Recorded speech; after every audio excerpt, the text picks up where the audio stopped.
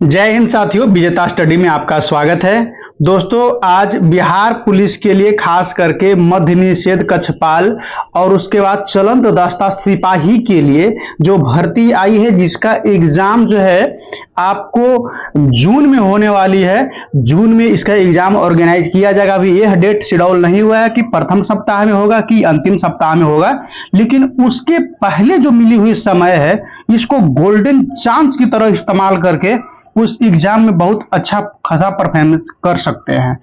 दोस्तों, ये आज वीडियो शुरू करने से पहले आपसे जो है एक छोटा सा समझिए कि आपको एक तोहफा देने जा रहा हूं। सबसे पहले कि एडुटेरिया का जो ई सेट है, टोटल 15 सेट है और 15 सेट के लिए आपको बुक खरीदने की जरूरत नहीं है। सबसे पहले आपको बता दें कि टेलीग्राम को ज्वाइन कर लीजिए। पहले आपको नॉर्मल पेज जो होता है, यह आपको पीडीएफ टेलीग्राम पे दे दिया जाएगा। करीब आपको लगभग में मॉर्निंग में दे दिया जाएगा और अपना ईमानदारी के साथ में सेट है जो आप टिक आउट करके रखिएगा, ठीक है। उसके बाद में 2 घंटे बाद ही आपको इसका सॉल्यूशन सेट, जैसे अभी वीडियो बना के दे रहे हैं, इस प्रकार के मिल जाएगा। आप आंसर को मिला लीजिएगा, लास्ट में कमेंट करके बता दीजिएगा कि हाँ कितना प्रश्न आपको सही हुआ। कि एडुटेरिया का सेट इतना महत्वपूर्ण है, इतना महत्वपूर्ण है। क्वेश्चन इस लेवल के पूछा गया है, जिस लेवल के अभी वर्तमान में किसी भी बिहार में एग्जाम हो रही है, जिस प्रकार के लेवल ले रहा है एग्जामिनर, उसी लेवल के हिसाब से यह सेट तैयार किया गया है साथियों।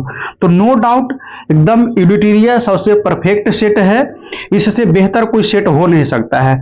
तीसरा चीज जानकारी मैं आपको देना चाहता हूं कि यदि आप एक जो सेट लॉन्च होने के बाद में सेट आपको जैसे ही आपको मिल जाएगी सॉल्यूशन सेट, उसके बाद में एक प्रत्येक सेट का एक मास्टर की सेट मिलेगा। प्रत्येक सेट का एक मास्टर वीडियो मिलेगा, जिसको में इंपॉर्टेंट चीज को आपको सामने फिर से रीड आउट कराएंगे। तो इन सब सारे तीनों पॉइंट आपके लिए बेनिफिट रहेगा साथियों। तो टेलीग्राम को सबसे पहले ज्वाइन कर लीजिए, जिसका डिस्क्रिप्शन में लिंक दिया गया है। लिंक के माध्यम से आप ज्वाइन कर लीजिए और कमेंट में आप यस लिख दीजिए कि हाँ हम इस चीज के लिए रेडी हैं। पहले आप प्रैक्टिस सेट अपने से कर लेंगे, आंसर क्वेश्चन आंसर देख करके टिक लगा लीजिएगा। उसके बाद में हम यहाँ से आंसर कराएंगे और साथ में उसका सॉल्यूशन भी साथ साथ कराते चलेंगे। फिलहाल हम लोग इस सेट पे चलते हैं। चैनल पे पहली बार आए तो चैनल को सब्सक्राइब करके बेल आइकन को ऑन कर लीजिएगा और वीडियो को अपने दोस्तों के पास में शेयर करके और आराम से जुड़ जाइए। साथ में अपना कलम कॉपी अपने पास में रखिए, ताकि इंपॉर्टेंट नोट्स जो मैं कराऊं उसको आप नोट कर सकें। साथियों, पहला प्रश्न है कि किस चार्टर अधिनियम के द्वारा बंगाल के गवर्नर जनरल को भारत के गवर्नर जनरल बना दिया गया? तो यह जो चार्टर एक्ट अधिनियम था 1833 में ऐसा लाया गया कि जो बंगाल के गवर्नर जनरल था, अब उसको जो है आपको भारत के गवर्नर जनरल कहे जाने लगा था। उसके बाद में आप दूसरा वाला पॉइंट देखिए, जैसे 1813 के जो चार्टर एक्ट अधिनियम है, इसके तहत जो है ईस्ट इंडिया कंपनी का भारत में व्यापार करने का जो है एकाधिकार को समाप्त कर दिया गया। एकाधिकार, एक अकेला ईस्ट इंडिया कंपनी था जो भारत में व्यापार कर रहा था, लेकिन एकाधिकार को समाप्त करके ब्रिटिश की और सारे कंपनियों को निमंत्रण दिया कि आप भी यहाँ आकर व्यापार कर सकते हैं। और साथ में 20 साल के लिए जो ईस्ट इंडिया कंपनी का था, जो मन की कंटिन्यू अभी आगे भी व्यापार कर सकता है। दूसरा में देखिएगा, जैसे में आपको एक चीज और देख ली, 1861 का जो चार्टर एक्ट अधिनियम है, इसके तहत जो है आपको विकेंद्रीकरण कर दिया गया था। यानी कि जैसे शक्ति का बंटवारा कर दिया गया था अलग अलग, जैसे में न्यायपालिका कोई और देखेगा, विधायिका कुछ और देखेगा, कार्यपालिका कोई और देखेगा। तो इस सभी को जो है शक्ति का अलग अलग विकेंद्रीकरण कर दिया गया था 1861 के चार्टर एक्ट अधिनियम में।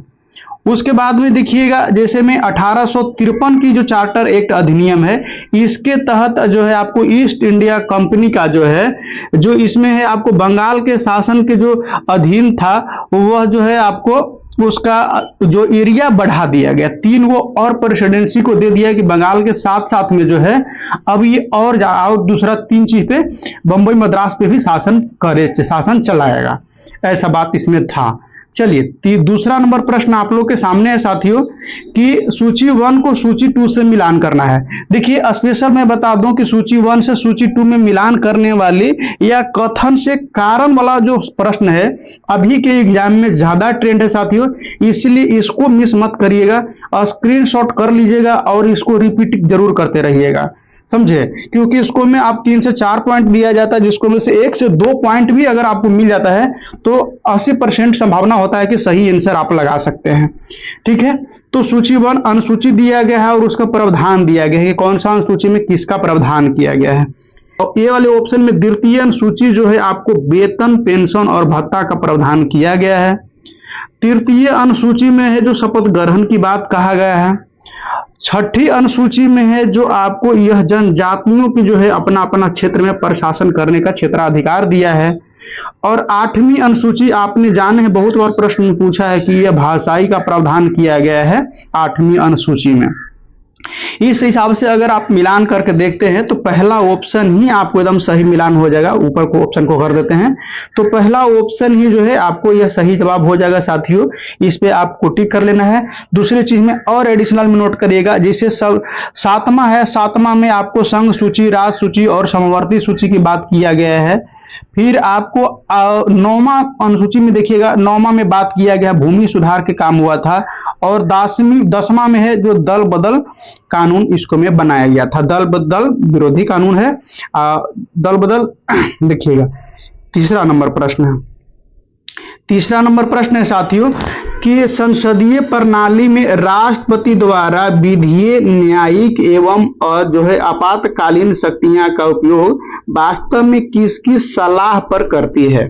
जो राष्ट्रपति है, जो राष्ट्रपति शासन लगाने का अधिकार है, यह आपको जो है किसके सलाह पे यह लगाने का काम करते हैं राष्ट्रपति, तो यह जो है मंत्री परिषद के सलाह पर ही राष्ट्रपति राष्ट्रपतीय आपात का घोषणा कर सकते हैं या आपातकाल की स्थिति लगा सकते हैं। तो यह मंत्री परिषद के जो है आपको प्रस्ताव पे ही कर सकते हैं।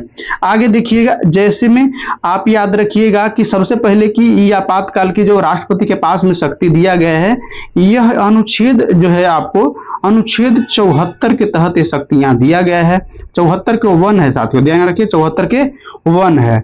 दूसरी चीज में आपको याद रखना है कि जैसे में राष्ट्रपति जो है संघ की कार्यपालिका शक्ति है राष्ट्रपति में निहित होगा, अलग से प्रश्न है, तो यह अनुच्छेद 53 में दिया गया है। संघ के कार्यपालिका शक्तियां की जो शक्ति है राष्ट्रपति में निहित होगा, तो ये प्रश्न भी याद रखिएगा क्योंकि यह इंपॉर्टेंट है आगे वाले आने वाले exam of point of view से। चौथा नंबर प्रश्न है, निम्नलिखित में से कौन सी स्वतंत्रता जो है स्वतंत्रता संविधान के प्रस्तावना में नहीं दिया गया है। साथियों हम पहले भी आपको कई बार बता चुके हैं, जहां आपको नहीं मिलेगा उस प्रश्न को एकदम थोड़ा फिर से रिपीट करके अगर टाइम आपके पास रहे तो नहीं वाला को जरूर देखिएगा, क्योंकि यहाँ पूछने का टर्न दूसरा हो जाता है, वो भाषा दूसर का इस्तेमाल कर देता है, जिसको से आपको एकदम बिल्कुल गलती हो जाता है।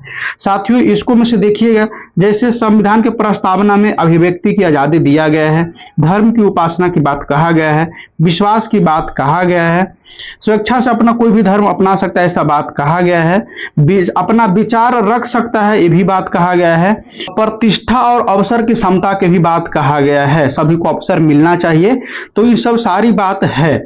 लेकिन इसको में ऑप्शन में सब कुछ दिया हुआ है, इसका मतलब प्रश्न के रूप में से कोई नहीं, यानी कि ऐसा कोई नहीं है जो इसको में नहीं दिया गया है, ये सब इसको में दिया गया है, प्रस्तावना में सब कुछ दिया गया है साथियों। प्रश्न के अनुसार डी जो ऑप्शन है सही जवाब हो जाएगा, D will be right answer. 5वां नंबर प्रश्न है साथियों कि 5वां नंबर में कहा गया भारतीय संविधान के विदेशी स्रोत के संबंध में निम्नलिखित में से कौन सा जोड़ा सुमेलित नहीं है, यानी कि गलत मैच कराया गया है। आप एक एक करके देखिए, उसके बाद में समझिए साथियों। वीडियो को अपने दोस्तों के पास में शेयर जरूर कर दीजिएगा, ताकि जितने लोग के पास में वीडियो पहुंचेगा उतने लोग इससे जुड़ पाएंगे। 5वां नंबर प्रश्न में है साथियों, एक एक करके पढ़ते हैं और समझते हैं। जैसे ऑस्ट्रेलिया के संविधान से आपको समवर्ती सूची लिया गया है, यह बिल्कुल सही है। उसके बाद में आप देखिए जैसे कनाडा है, कनाडा के संविधान से जो है संसदीय शासन प्रणाली लिया गया है, नहीं साथियों यह बिल्कुल गलत है। बाकी आपको उसको में जापान से आपको विधि द्वारा स्थापित प्रक्रिया है, आयरलैंड से, यह सब सही लिया गया है। लेकिन कनाडा वाला ये बात नहीं है, कनाडा से संघीय व्यवस्था लिया गया है और जो है आपको आपको राज्यपाल के लिए नियुक्ति केंद्र करेगा, यानी कि राज्यपाल की नियुक्ति केंद्र करेगा, ये सब प्रावधान आपको कनाडा से लिया गया है। तो यह प्रश्न आपको जो लगाया हुआ यह गलत है। उसके बाद में संसदीय शासन प्रणाली है, यह ब्रिटेन के संविधान से लिया गया है साथियों। और विधि के जो समक्ष जो है विधि के शासन भी आपको ब्रिटेन की संविधान से ही लिया गया है। तो ये चीज को आपको याद रखना है, इसको स्क्रीनशॉट कर लीजिएगा। ऐसा ऐसा प्रश्न के स्क्रीनशॉट करके आप रखिए, बहुत ज्यादा इंपॉर्टेंट है, वीवीआई प्रश्न है। छठा नंबर प्रश्न है कि बिहार की किस क्षेत्रीय परिषद के अंतर्गत आता है। बिहार जो है साथियों, तो यह आपको आने वाला है पूर्वी क्षेत्रीय परिषद के अंतर्गत आएगा। डी वाले ऑप्शन आपको सही जवाब हो जाएगा। इसके अंदर में पूर्वी क्षेत्रीय परिषद के अंदर में जो है बिहार आएगा, झारखंड आएगा, बंगाल आएगा, उड़ीसा आएगा और सिक्किम आएगा। देखिए कुल क्षेत्रीय परिषद में कितना बांटा गया है भारत को साथियों, तो कुल मिलाकर के जो पांच भाग में आपको बांटा गया है। और यह बांटने का काम करता कौन है, यह बांटने का काम जो है आपको राष्ट्रपति के अंदर में होता है या फिर गृह मंत्री के अंदर में होता है साथियों। तो ये 5 गो पॉइंट होता है, 5 भाग में बांटा जाता है। पूर्वी भाग में आपने देखे कि बिहार इसको में अंदर आ रही है। नेक्स्ट प्रश्न आपको 7वां नंबर प्रश्न है। और उसके बाद में जो है आपको किसी भी प्रकार की और परेशानी होती है या किसी प्रकार की और सेट चाहते हैं तो कमेंट करके आप जरूर बताइए, हम जरूर प्रयास करेंगे कि उस सेट को भी लाया जाए। साथियों गर्मी का समय है, वीडियो बनाने में बहुत होश खराब हो जाता है, आप लोग सहयोग करिए। देखिए छोटा क्रिएटर है लेकिन आपको लिए समझिए कि गोल्डन चीज रिसर्च करके ला रहा है। देखिए 7वां नंबर में है कि अब तक कितने पूर्व राष्ट्रपतियों को भारत रत्न से सम्मानित किया जा चुका है। साथियों इसका सही जवाब आपको टोटल डी ऑप्शन सही जवाब हो जाएगा। 6 को के अभी तक ले सम्मान दिया गया है। एक एक करके नोट करिएगा। जैसे में पहला में आपको नोट करिएगा कि एस राधा कृष्णन जी को दिया गया है 1954 में। राजेंद्र प्रसाद को देखिएगा, राजेंद्र प्रसाद को 1962 में दिया गया है। जाकिर हुसैन को 1963 में दिया गया है। उसके बाद में डॉक्टर एपीजे अब्दुल कलाम को 97 में दिया गया है। और उसके बाद में बीबी गिरी को जो है 1975 में और प्रणब मुखर्जी को 2019 में दिया गया है। तो इन सारे 6 व्यक्ति को राष्ट्रपति भारत रत्न से सम्मानित किया जा चुका है। उसके बाद में है 8वां नंबर कि बिहार के पहले प्रधानमंत्री कौन हुए थे। यह प्रश्न के कहना है कि साथियों की आजादी के पहले की ही बात कह रहा है, तो उस समय आपको मोहम्मद यूनुस हो जाएंगे और सी ऑप्शन आपको सही जवाब हो जाएगा। निम्नलिखित में कथनों में से किसे मौलिक अधिकार के अंतर्गत नहीं रखा गया है। साथियों नहीं रखा है, मौलिक अधिकार के अंदर में नहीं आएगा। तो आप एक एक चीज को ध्यान देखिएगा। जैसे लोक कल्याणकारी का जो अवधारणा है साथियों, यह जो है आपको मौलिक अधिकार के अंतर्गत में नहीं आता है। यह जो है राज्य के एक निर्देश देता है कि आपका ये दायित्व बनता है कि आप एक कल्याणकारी राज्य बनाइए, लोगों को हित के लिए योजना बनाइए, प्राकृतिक संरक्षण के लिए उसको पर काम करिए। लेकिन यह केवल सलाह देने का काम करता है और यह डीपीएसपी कहलाता है साथियों। और यह जो है अनुच्छेद, कौन सा अनुच्छेद, तो अनुच्छेद 38 में इसका प्रावधान किया गया है। इतना आपको याद रखना है। बाकी आपको संवैधानिक उपचार का अधिकार, शोषण के विरुद्ध अधिकार, समानता का अधिकार, यह सब जो है आपको मौलिक अधिकार के कैटेगरी में आता है साथियों। 10वां नंबर प्रश्न है कि निम्नलिखित में से किसका वेतन एवं भत्ता जो है भारत के संचित निधि से नहीं दिया जाता है।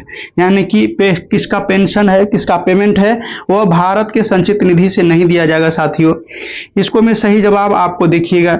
जैसे में महानवादी है, महानवादी का पेमेंट जो है आपको जो इसका संचित भारत के संचित निधि से नहीं दिया जाता है।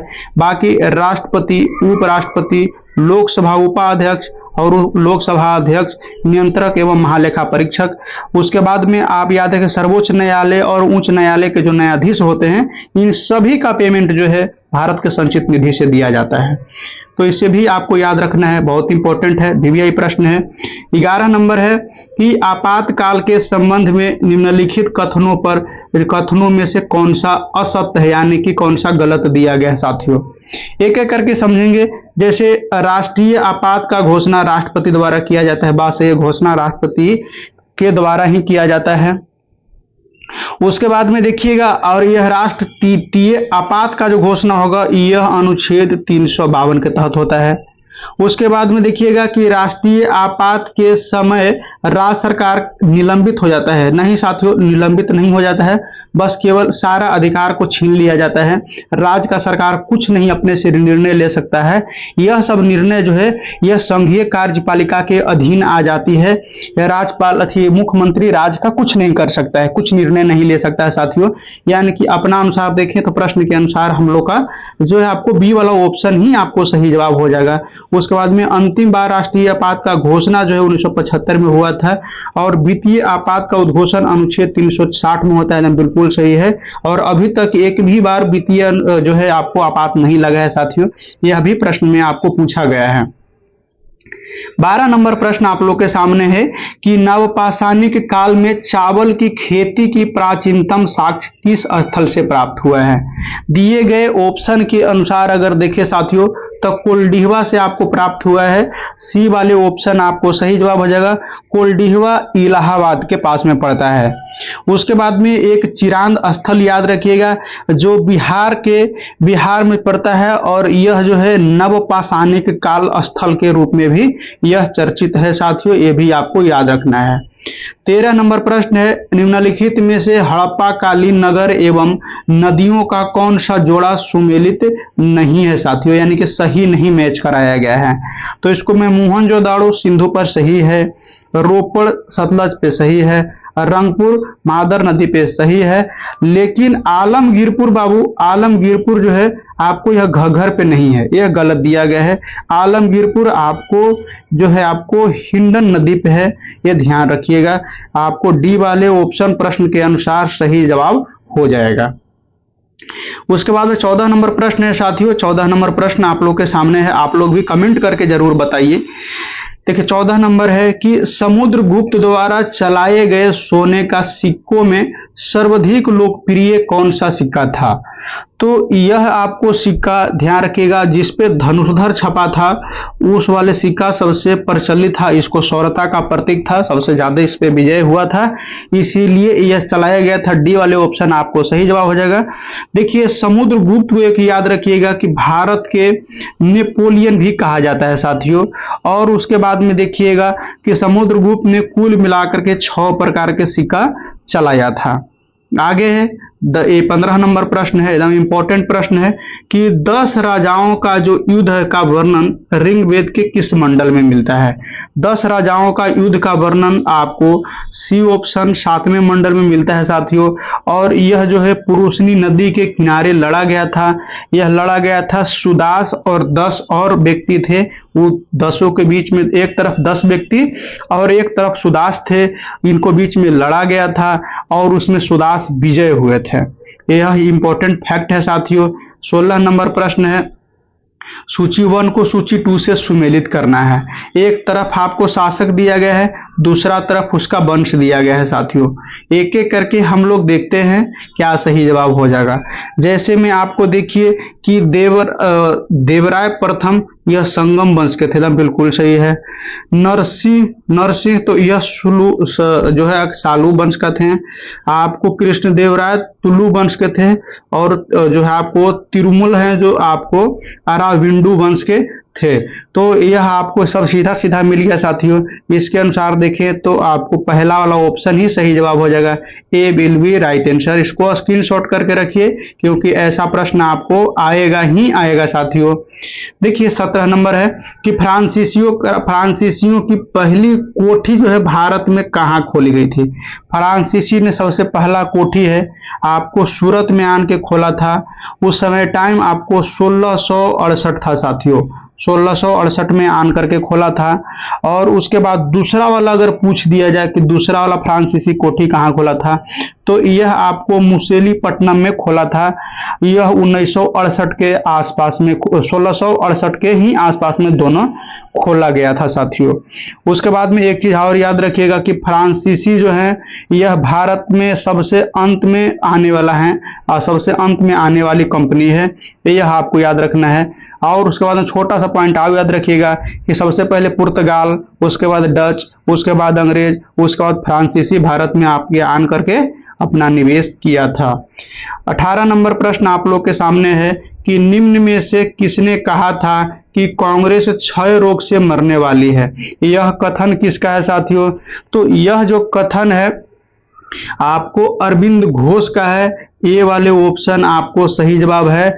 इसने कहे थे कि कांग्रेस क्षय रोग से मरने वाला है। और एक कथन और याद रखिएगा, जैसे है कि आपको बंकिम चंद्र चटर्जी कहे थे कि कांग्रेस के लोग पद के भूखे हैं, तो यह उस समय इस कथन इन लोग के द्वारा दिया गया है। 19 नंबर प्रश्न है साथियों कि किस वायसराय ने भारत में वित्तीय विकेंद्रीकरण की नीति को शुरुआत किया था। वित्तीय रूप से विकेंद्रीकरण करने का जो नीति है सबसे पहले शुरुआत किसने किया है, यह बात इसको में कहा गया है साथियों। तो इसको में आपको सही जवाब आपको लॉर्ड मियो के द्वारा यह किया गया था। C will be a right answer. उसके बाद में आपको याद रखिएगा कि लॉर्ड मियो है वो क्या किया था कि राजाओं को बेटा को पढ़ने के लिए उच्च शिक्षा देने के लिए अजमेर में एक मियो कॉलेज भी खोला था साथियों लॉर्ड मियो ने। उसके बाद में 20 नंबर प्रश्न आप लोग के सामने है कि प्रसिद्ध आदिवासी विद्रोह एवं जो है आपको नेतृत्वकर्ता कौन थे, जो जोड़ा बिमेल है। यानी कि फिर इसको में बताया गया है कि कौन सा ऐसा जोड़ा है बाबू इसको में गलत मैच कराया गया है। एक एक करके देखते हैं। जैसे मुंडा विद्रोह आपको बिरसा मुंडा थे, बिल्कुल सही है। भील विद्रोह आपको सेवाराम थे, एकदम बिल्कुल सही है। लेकिन आपको यहाँ पे देखिएगा जैसे में रामोसी विद्रोह है, रामोसी विद्रोह राजा आपको तीरथ सिंह, यह गलत है बाबू, यह आपको गलत है। इसी पे आपको टिक लगा लेना है प्रश्न के अनुसार जो है। लेकिन ध्यान रखिएगा जैसे में राजा तीरथ सिंह थे और यह थे जो आपको ध्यान रखिएगा कि कौन सा, तो खासी विद्रोह का ये जो है राजा तीरथ सिंह थे, नेता थे। और उसके बाद में जो है रामोसी विद्रोह का सरदार चीतर सिंह याद रखिएगा, चीतर सिंह थे, यह आपको ध्यान रखना है। उसके बाद में नीचे वाला ऑप्शन भी आपको सही जवाब है।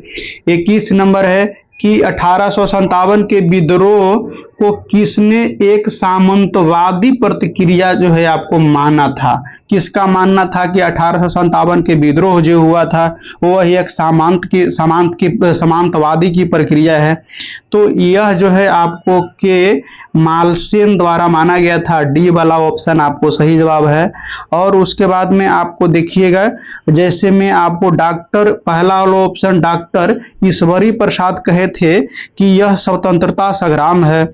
और वही वीर सावरकर कहे थे कि भारत के प्रथम स्वतंत्रता संग्राम है 1857 के विद्रोह।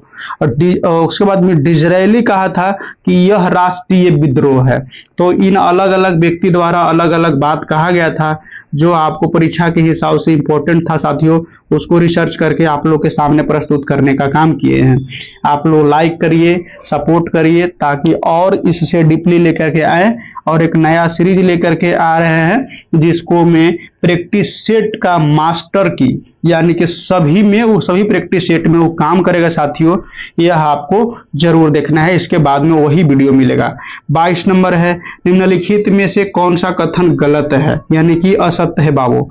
देखिए जैसे में इसको में क्या सही जवाब हो जाएगा, जैसे में प्रश्न के अनुसार क्या गलत दिया हुआ है। तो प्रार्थना समाज का एक मुख्य उद्देश्य जाति प्रथा का समर्थन करना, यह बिल्कुल गलत दिया गया है। जाति प्रथा था साथियों, इसको विरोध करना आपको प्रार्थना समाज का उद्देश्य था। उसके बाद में विधवा विवाह, उसके बाद में आपको महिला शिक्षा पर जोर देना, तो यह प्रार्थना समाज का मुख्य उद्देश्य था, ना कि जाति प्रथा के समर्थन करना इसका उद्देश्य था। प्रश्न के अनुसार आपको सी वाला आंसर ही सही जवाब हो जाएगा। इसको पट्टिक लगा लेना है क्योंकि नहीं पूछा था कि सही नहीं दिया हुआ है। उसके बाद में देखिएगा कि प्रार्थना समाज है संस्था जो स्थापना किए थे गोविंद राणा डे और आत्माराम पांडुरंगन मिल करके 1867 आपको डेट याद रखिएगा साथियों, कभी कभी आपको ये भी पूछ देता है। 1867 में इसका स्थापना किया गया था। उसके बाद में 23 नंबर प्रश्न है कि किस आंदोलन के समय तिलक स्वराज फंड, देखिए तिलक स्वराज फंड का स्थापना की गई थी। साथियों यह जो है आपको असहयोग आंदोलन के समय में किया गया था। D will be right answer. यह असहयोग आंदोलन 1920 में हुआ था साथियों, आपको याद रखना है। और इसको में आपको असहयोग आंदोलन से एक फैक्ट याद रखिएगा कि प्रथम जो है आपको गिरफ्तारी मोहम्मद अली को हुआ था। किसको हुआ था? तो मोहम्मद अली को आपको इसको में प्रथम गिरफ्तारी हुआ था साथियों। 24 नंबर प्रश्न है। 24 नंबर प्रश्न में कहा जा रहा है कि किनके प्रयास से गांधी जी एवं अंबेडकर के बीच पूना समझौता संपन्न हुआ था। यानी कि पूना पैक्ट जो है आपको मदन मोहन मालवीय के मध्यक्षता में यानी कि इसके सपोर्ट से हो पाया था। और यह 26 दिसंबर 1932 में हुआ था साथियों, 1932 में हुआ था, ये आपको ध्यान रखना है। और यह मदन मोहन मालवीय के द्वारा किया गया था। मदन मोहन मालवीय से इसके पहले वाला सेट आया है, उसको में भी आपको डिटेल बताए हैं साथियों, ये आपको देख लीजिएगा, पीछे वाला वीडियो देखिएगा सेट 1, तो उसको में आपको पता लगेगा।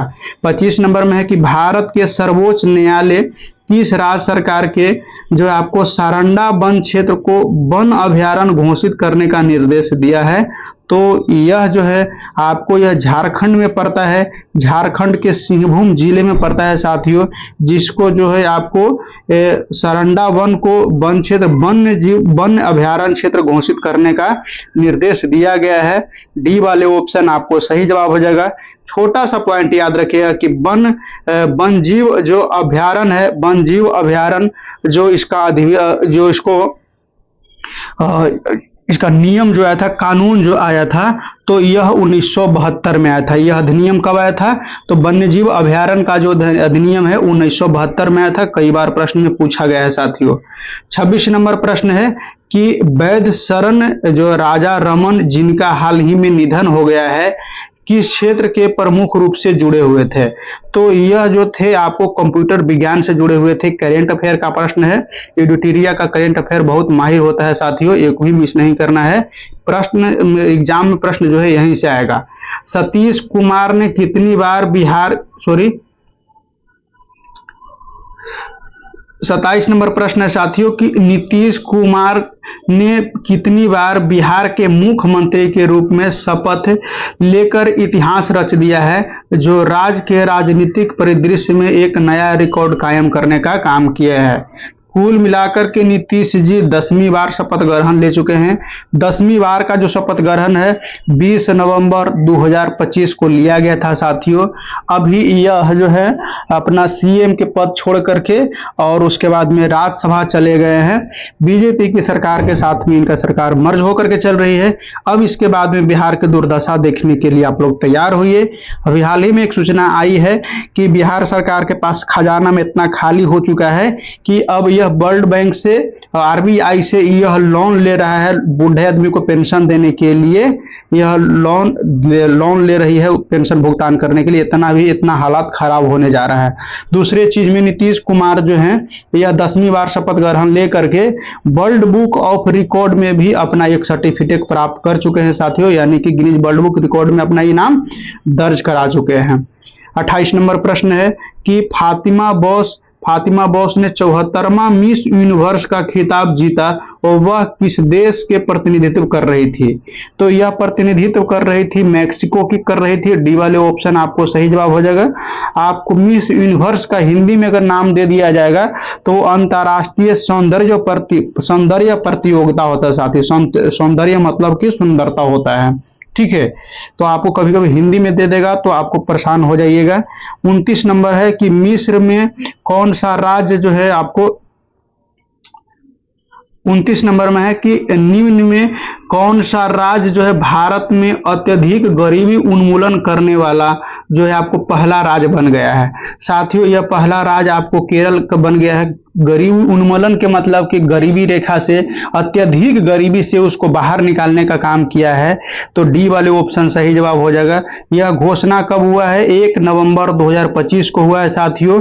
और उस समय सरकार वहां के जो सीएम थे, वहां के जो आपको मुख्यमंत्री थे, वह पिनाराई विजयन के द्वारा यह कायम हासिल किया गया है। उसके बाद में 30 नंबर प्रश्न आप लोग के सामने है कि किस देश ने अमेरिकी राष्ट्रपति डोनाल्ड ट्रंप के नेतृत्व में गाजा शांति शिखर सम्मेलन का मेजबानी किया है। तो यह जो है आपको मिस्र में किया गया है साथियों। तो यह आपको अमेरिका के राष्ट्रपति डोनाल्ड ट्रंप हैं, यह अभी पूरा एकदम ऐलान कर रहे हैं, उपेक्षा कर रहे हैं और जहां तहां कह रहे हैं कि हम कई देश के जो है आपको शांति कायम किए हैं, युद्ध रुकवा करके काम किए हैं, हमको शांति का शांति के लिए नोबेल पुरस्कार मिलना चाहिए। ये पहला ऐसा व्यक्ति है जो अपना नोबेल पुरस्कार के लिए दावेदारी ठोक रहे हैं, मांग रहे हैं।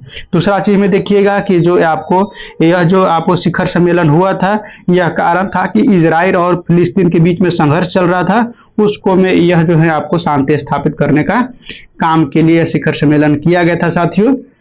बाकी आप जान ही रहे हैं, ट्विटर पे अभी देखिए हाल ही में एक वीडियो 2-3 दिन पहले जारी हुआ है कि डोनाल्ड ट्रंप भारत को नरक बता रहा है। बताइए, इतना गिरा हुआ परिस्थिति अभी ला दिया गया है और Modi ji my dear friend करते रहते हैं। 31 नंबर में है, हमारा देश की नैया एकदम डूबती चली जा रही है, सरकार बैठकर दे रही है उसको जवाब, नहीं डिफेंड दे रही है। देखिए 31 नंबर में कि भारतीय नौसेना ने अपनी नवीनतम नौसैनिक अड्डा INS अरावली निम्न में से किस स्थान पर स्थापित किया है। तो यह जो है आपको गुरुग्राम में स्थापित किया गया है साथियों। बी वाले ऑप्शन आपको सही जवाब हो जाएगा। इसी के साथ में 32 नंबर प्रश्न है कि निम्नलिखित में से किस राज्य में पुष्कर महाकुंभ महोत्सव 2025 मनाया गया। तो यह मनाया गया है मणिपुर में साथियों, उत्तराखंड में आपको मनाया गया है। ए वाले ऑप्शन आपको सही जवाब हो जाएगा।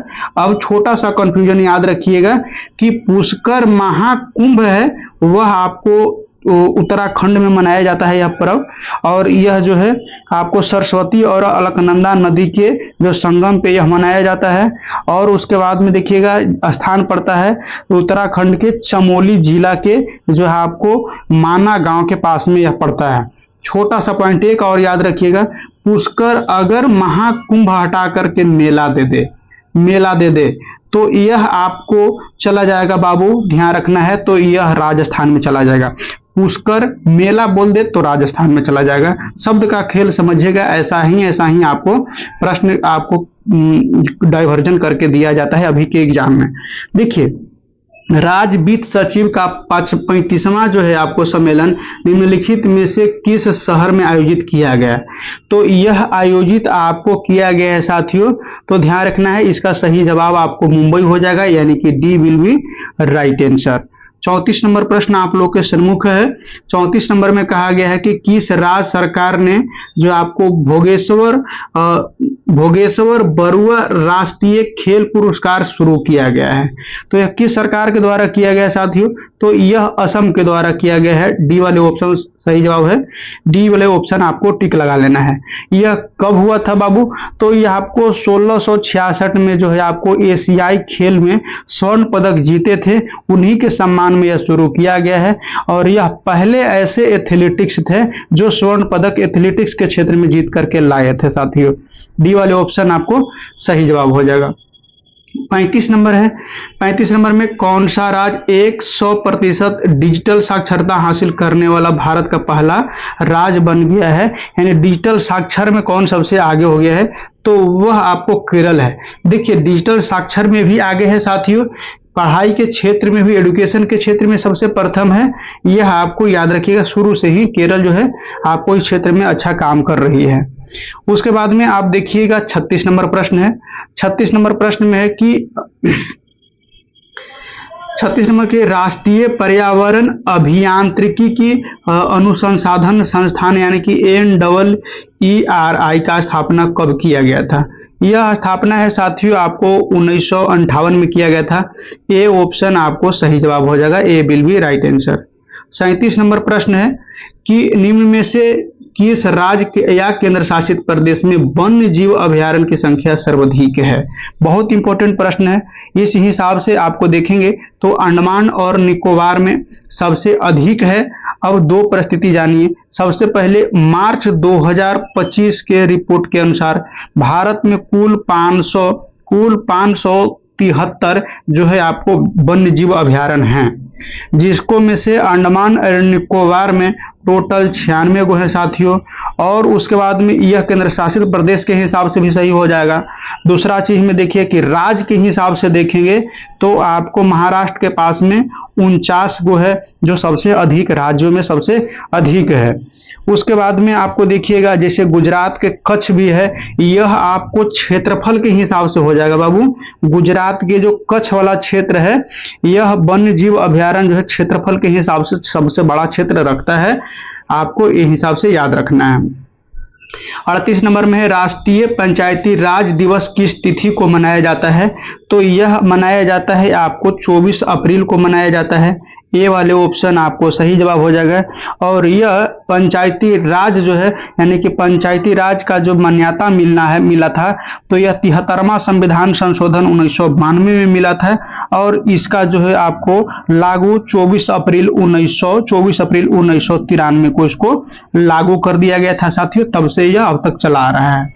तो संशोधन वाला बात भी कभी पूछता है। देखिए 39 नंबर है कि पहला परमाणु ऊर्जा शिखर सम्मेलन कहाँ आयोजित हुआ है? देखिए पहला परमाणु वो जो है आपको ऊर्जा शिखर सम्मेलन है, यह बेल्जियम, और बेल्जियम के जो है आपको ब्रुसेल्स, ध्यान रखें ब्रुसेल्स, बेल्जियम के जो है ब्रुसेल्स में इसका आयोजन किया गया था, यह आपको ध्यान रखना है साथियों। उसके बाद में आपको 40 नंबर प्रश्न है कि निम्न में से कौन सा उर्दू भाषा के लिए प्रथम ज्ञानपीठ पुरस्कार विजेता है? तो उर्दू भाषा के क्षेत्र में अगर देखें तो भाषा के क्षेत्र में आपको फिराक गोरखपुरी है, पहला ऑप्शन आपको दिए गए प्रश्न के अनुसार सही जवाब हो जाएगा। 41 नंबर प्रश्न है साथियों कि होलकर ट्रॉफी का संबंध निम्न में से किस खेल से है? होलकर ट्रॉफी का संबंध आपको ब्रिज खेल से हो जाएगा साथियों। सी वाले ऑप्शन आपको सही जवाब हो जाएगा।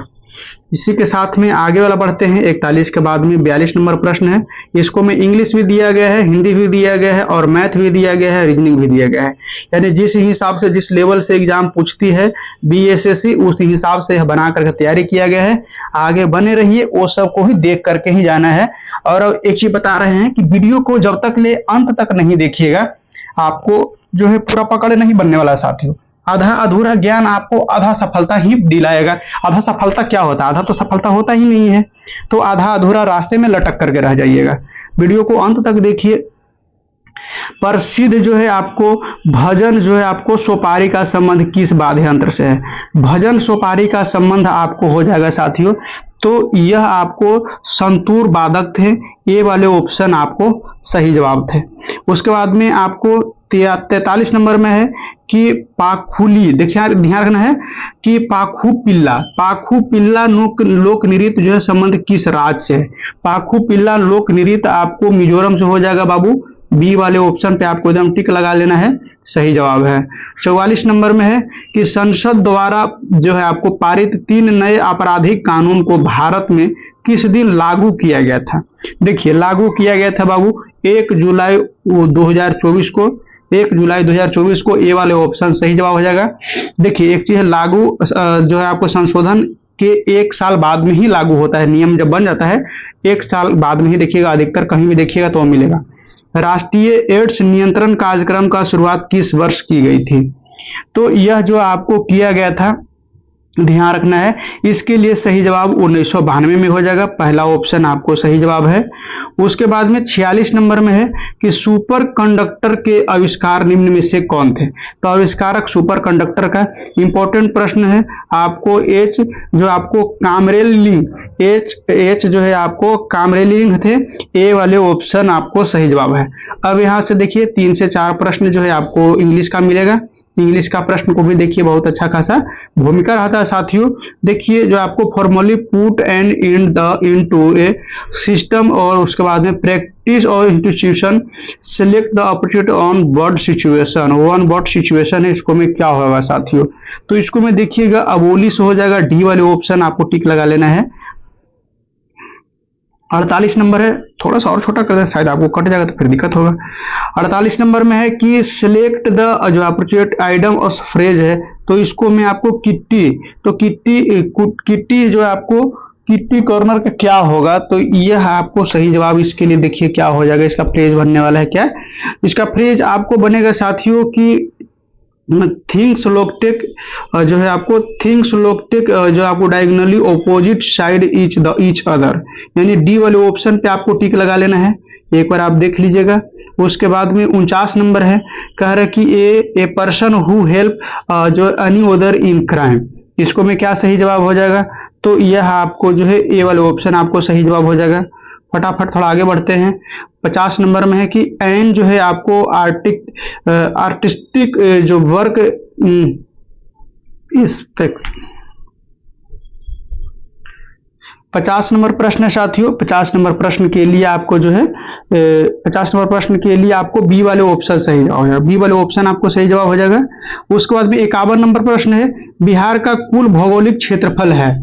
बिहार का कुल भौगोलिक क्षेत्रफल अगर देखा जाए तो 94,163 वर्ग किलोमीटर है। सी वाले ऑप्शन आपको सही जवाब हो जाएगा। 51 के बाद 52 नंबर प्रश्न है, थोड़ा सा फास्ट करते हैं क्योंकि बहुत लंबा वीडियो हो जाएगा। पशुओं का जो आपको रेड सिंधी नस्ल निम्नलिखित किस घरेलू पशु का है? तो देखिए, जो रेड सिंधी नस्ल होती है साथियों, तो यह जो आपको यह गाय की नस्ल है, गाय की नस्ल है, और यह पाकिस्तान में ही पाया जाता है, लेकिन भारत में ही मुख्य रूप से सबसे ज्यादा यह पाया जाता है रेड सिंधी। बी वाले ऑप्शन सही जवाब हो जाएगा। पश्मीना बकरी का आता है। भारत में दक्षिणतम बिंदु क्या हो जाएगा? भारत में अगर दक्षिणतम बिंदु देखा जाए तो इंदिरा पॉइंट हो जाएगा। दक्षिणी बिंदु इंदिरा पॉइंट हो जाएगा। उत्तर में इंदिरा कोल याद रखिएगा। आगे दिखना है 54 नंबर में है कि लोनावाला जो आपको जल विद्युत संयंत्र कहाँ स्थापित हुआ है? यह स्थापित आपको जब हुआ है साथियों तो महाराष्ट्र में हुआ है। महाराष्ट्र में हुआ है। 55 नंबर प्रश्न है कि भारत में परमाणु ऊर्जा आयोग का स्थापना कब की गई थी? परमाणु ऊर्जा आयोग का स्थापना आपको 1948 में किया गया था। बी ऑप्शन आपको सही जवाब है। नेक्स्ट 56 नंबर है कि नाम दफा बाघ अभयारण्य किस राज्य में है? तो यह नाम दफा अरुणाचल प्रदेश में है। ए ऑप्शन सही जवाब हो जाएगा। 57 नंबर प्रश्न है कि दक्षिण भारत की सर्वोच्च ऊंची चोटी, कई बार प्रश्न में आया है, तो यह आपको अन्नायमुडी हो जाएगा। अन्नायमुडी हो जाएगा, सी वाले ऑप्शन। 58 नंबर में है कि नवीन जलोढ़ मिट्टी बिहार के किस जिले में पाई जाती है? बिहार के स्पेसिफिक पूछा जा रहा है बाबू, तो यह आपको देखिए दरभंगा में भी मिलता है, पूर्णिया में भी मिलता है, सहरसा में भी मिलता है। इस हिसाब से यह सही हो जाएगा, डी ऑप्शन। 59 नंबर है कि निम्न में से कौन सा एक जो है आपको ठंडा महासागरीय जलधारा नहीं है? जहां नहीं रहेगा बाबू उसको जबरदस्त पकड़ करना है। तो इसको में आपको ध्यान रखना है कि इसको में आपको कौन सा नहीं हो जाएगा, तो अगुलहास की याद रखिएगा। अगुलहास जो है आपको गर्म जलधारा नहीं है। बाकी हेमबोल्ट है, गल्फ स्ट्रीम ऑफ कैनेरी है, और ओयासियो है, यह सब गर्म जलधारा है। 60 नंबर प्रश्न है, निम्नलिखित में से कौन सा जोड़ा सही सुमेलित नहीं है, सही मिलान नहीं किया गया है? देखिए इसको में क्या है, इसको में देखिए सरदार सरोवर बांध नर्मदा नदी पे, यह सही है। तिलैया डैम जो आपको केंद्रा नदी, यह आपको बिल्कुल गलत मैच कराया गया है साथियों। यही वाला ऑप्शन आपको सही जवाब हो जाएगा। बाकी गांधी सागर चंबल नदी पे है, नागार्जुन सागर कृष्णा नदी पे है, यह सब जो है सही है। आगे देखिए 61 नंबर, मिश्रित खेती। मिश्रित खेती की प्रमुख जो है आपको विशेषता निम्नलिखित में से कौन सी है? मिश्रित खेती है बाबू, उसको में से आपको देखिए, इसको में पशुपालन भी है, फसलों का एक साथ में खेती भी है, फसल का भी खेती करना है, पशुपालन भी है, तो यह सब मिश्रित खेती के अंतर्गत में आ जाता है। 62 नंबर में है कि कोयना नदी किसकी सहायक नदी है? तो कोयना नदी आपको कृष्णा के सहायक नदी है। ये वाले ऑप्शन सही है। 62 के बाद में 63 नंबर प्रश्न आप लोग के सामने है साथियों।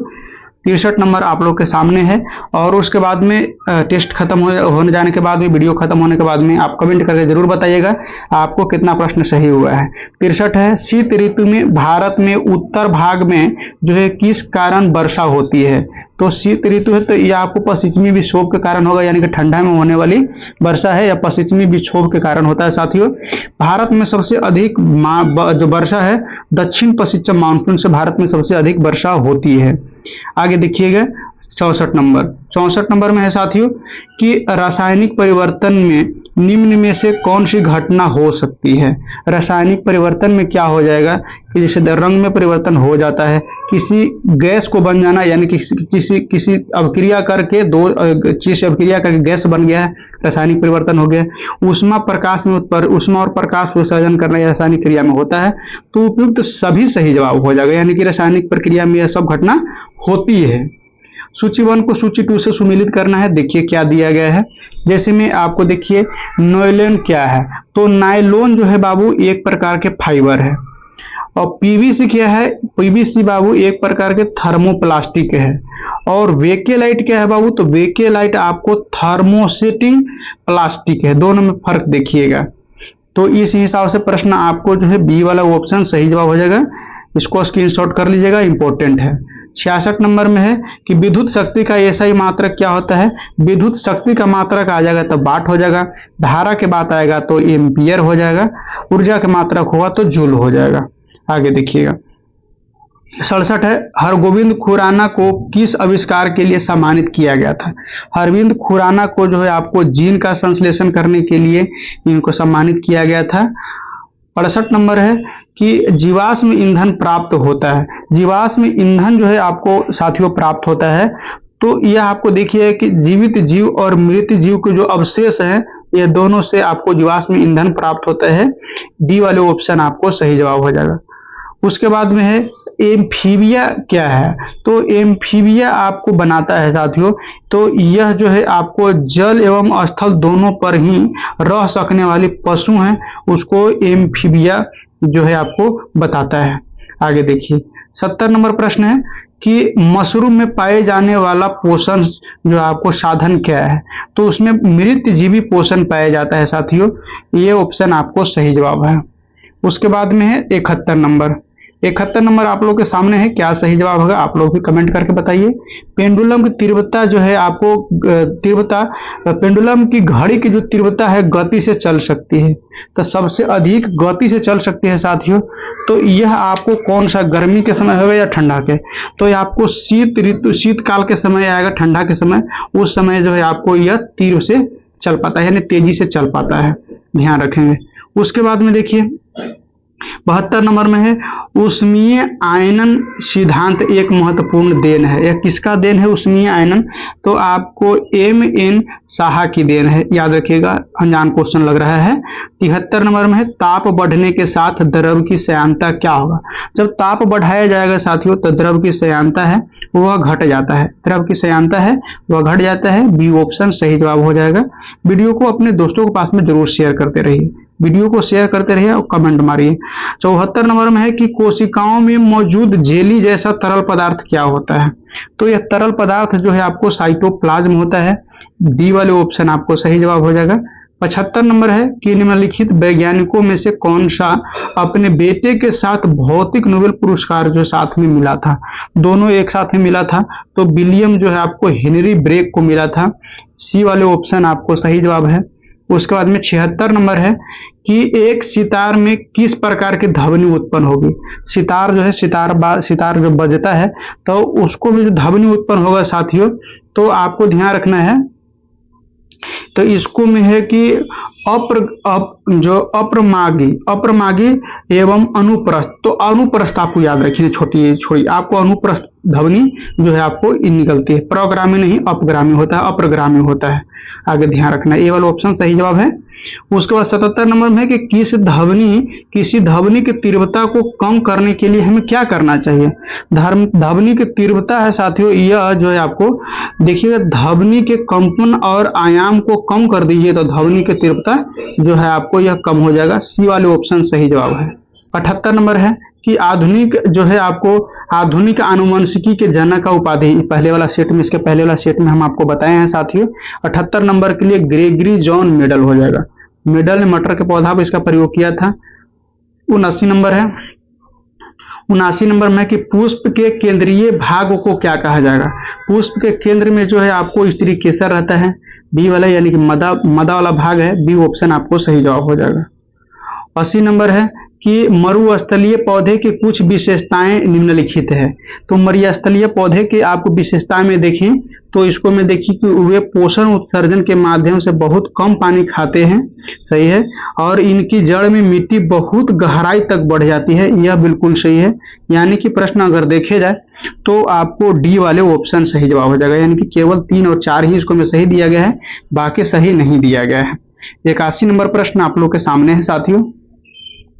81 नंबर प्रश्न है, देखिएगा इसको में हो सकता है प्रश्न आपको कटे, तो आपको टेंशन लेने की जरूरत नहीं है, और जो है मैं इसको जो पढ़ेंगे उसको से आप समझ लीजिएगा। 81 नंबर में है रक्त समूह ओ है सर्वाधिक रक्त जो है आपको सर्वात्रिक मतलब कि सभी को रक्तदाता कहा जाता है। इनमें से निम्न में से कौन सा है जो आपको एंटीजन पाया जाता है। तो इसको में आपको एंटीजन जो है बाबू आपको देखना है कि इसको में कोई एंटीजन ही नहीं पाया जाता है। क्या है, कोई एंटीजन ही नहीं पाया जाता है, इसीलिए सबको दे देता है, ठीक है, सबको दे देता है। और जो करवाद में अगर ए बी और मिल जाए तो सबका ब्लड ले सकता है, सभी को ब्लड ले सकता है। वो है सभी को ब्लड दे सकता है लेकिन किसी को ब्लड ले नहीं सकता है, ये ध्यान रखना है। आगे देखिए 82 नंबर में है कि वह वायरस जो आपको मेजबान को आपको मारे बिना प्रजनन कर सकता है, तो क्या होगा। तो वह वायरस का है जो अपने मेजबान को मारे बिना प्रजनन कर सकता है। तो यह प्रजनन करने वाला आपको जो है आपको टेम्परेट वायरस होता है, ये वाला ऑप्शन आपको सही जवाब हो जाएगा। 83 नंबर में है कि स्तनधारी में जो आपको सामान्य श्वसन के दौरान डायफ्राम क्या काम करता है।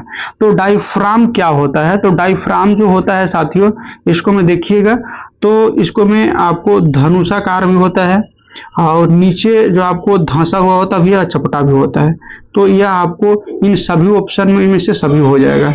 84 नंबर है, 84 नंबर में कहा जा रहा है कि निम्नलिखित में से नाइट्रोजन के किस ऑक्साइड का उपयोग जो है आपको निषेधक के रूप में किया जाता है। तो यह निषेधक के रूप में N2O का उपयोग किया जाता है, N2O यानी कि नाइट्रस ऑक्साइड का उपयोग किया जाता है साथियों, ये वाले आपको सही जवाब हो जाएगा। उसके बाद में 85 नंबर में है कि इमली में कौन सा अलग अम्ल पाया जाता है।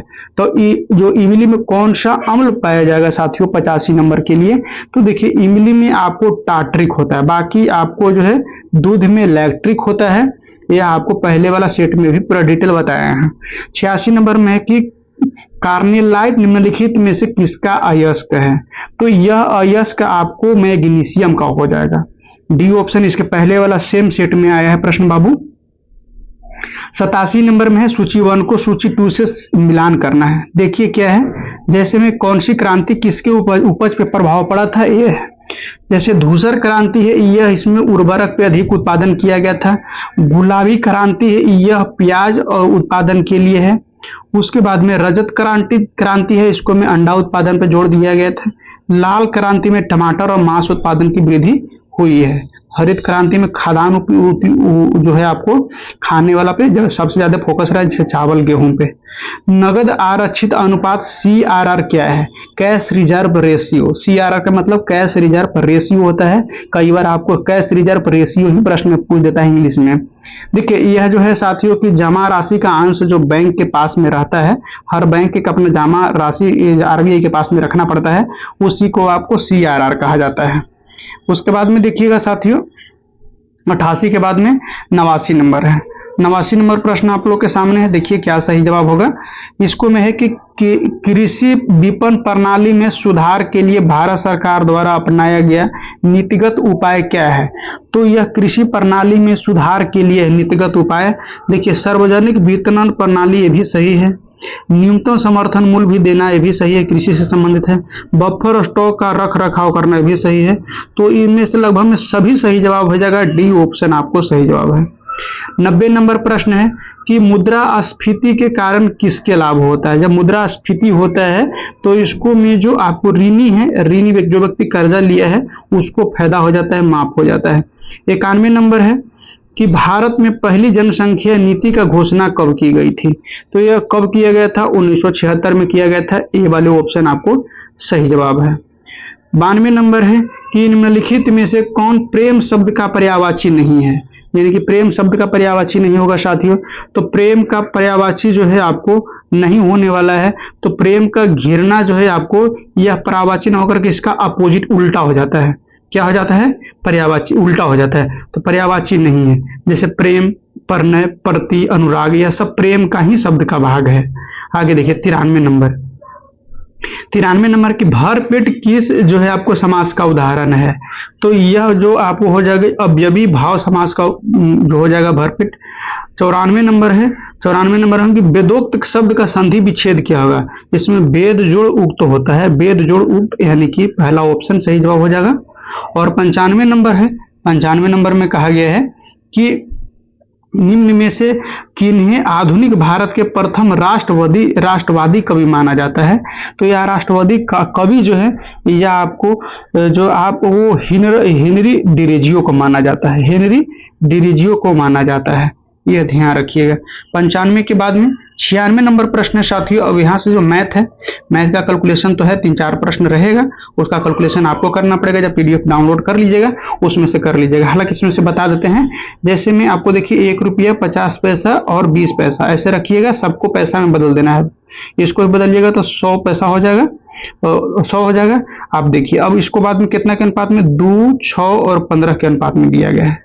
इसको आपस में गुना करके नीचे अनुपात बना लीजिए और जिसका अंतर दिया गया है उससे आपको निकाल लीजिए। ऐसे करके बनाया जाता है इसको। हालांकि डिस्प्ले उतना बड़ा नहीं है, मोबाइल से यह वीडियो रिकॉर्ड किया जा रहा है। अगर आप लोग का सहयोग रहा तो आपको टैब लिया जाएगा, तो उस पर आपको यह कैलकुलेशन करके जरूर बताएंगे। तो आप लोग सपोर्ट करिए, सहयोग करिए। 97 नंबर में दो संख्याओं का एलसीएम HCF, तो इसको आपको प्रश्न का टिक लगा लीजिए और कैलकुलेशन कर लीजिएगा। इसका आपको सही जवाब 270 आने वाला है। आप इसको हल करके देख लीजिएगा। 98 नंबर में है कि यदि ए बी, तो ये भी मैथ है, इसका भी आपको हल करिएगा तो आपको 120 आने वाला है, 120 डिग्री, डी वाला ऑप्शन। 99 नंबर में है कि इसको में आपको हल करिएगा तो आपको डी वाला ऑप्शन आपको सही जवाब आएगा। उसके बाद में अंतिम प्रश्न है रीजनिंग का, एक आध प्रश्न रीजनिंग का भी दे देते हैं। तो इसको में देखिए, इसको अपोजिट लाया जा रहा है बाबू। जैसे देखिए इसका अपोजिट ए होगा तो इसका अपोजिट क्या होगा? ये अपोजिट लाने का एक सिस्टम सीरीज में बताता हूँ कि ऐसा जोड़ बताना है। जैसे में देखिए 19 है, 19 का एस है तो 19 होता है। 19 में क्या जोड़ा जाए कि 27 हो जाएगा। 26 लेटर होता है लेकिन एक बढ़ा देना है तो अपोजिट बन जाएगा। तो 19 में जो आपको 8 जोड़ दीजिएगा, 8 अगर जोड़ देते हैं तो यह आपको उल्टा शब्द बन जाएगा। तो 8वां शब्द पे क्या आएगा? तो एच आता है। इस हिसाब से आप बनाइएगा तो इसका सही जवाब आपको सी वाले ऑप्शन मिल जाएगा। C option will be right answer. इसी के साथ में है प्रश्न का सेशन आज के समाप्त होता है। कैसा रहा कमेंट करके जरूर बताइएगा और अपने दोस्तों के पास में जरूर शेयर करिएगा। टेलीग्राम चैनल को अभी तक ज्वाइन नहीं किए हैं तो टेलीग्राम चैनल को ज्वाइन करिए, वीडियो को लाइक करके अपने दोस्तों के पास में शेयर करिए और चैनल को सब्सक्राइब करके बेल आइकन को अभी के अभी ठोक दीजिए। मिलेंगे फिर से नए वीडियो में और एक मास्टर वीडियो में। जब तक के लिए जय हिंद साथियों।